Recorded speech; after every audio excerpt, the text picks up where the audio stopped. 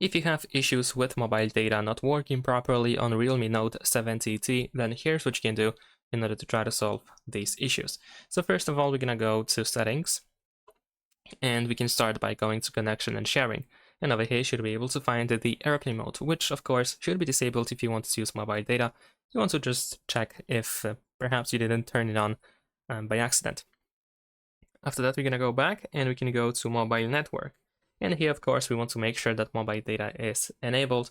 There is also the data saving option, which can cause some issues with mobile data, so you might want to turn it off. And if you have two SIM cards, then you want to check which SIM card is used for mobile data, which is over here in internet. So here, if you have two SIM cards, you can decide which SIM card should be used for mobile data. So just make sure that you are using the correct one if you have two SIM cards, of course. Besides that, if you go to the details of your SIM card, you can also find the data warning and limit.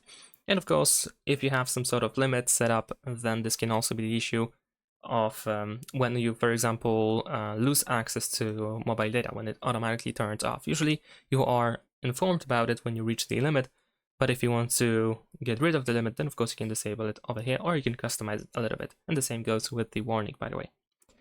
Alright, so now if none of this actually helps, if you still have issues with mobile data, then also keep in mind that there might be some issues with the service provider or the carrier.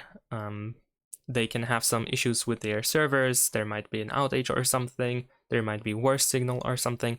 So of course these are some of the issues that we cannot do much on our smartphone in order to fix. So you might want to, for example, call the support of your carrier or service provider as a last resort, at least, to find out if they have any issues with signal, for example.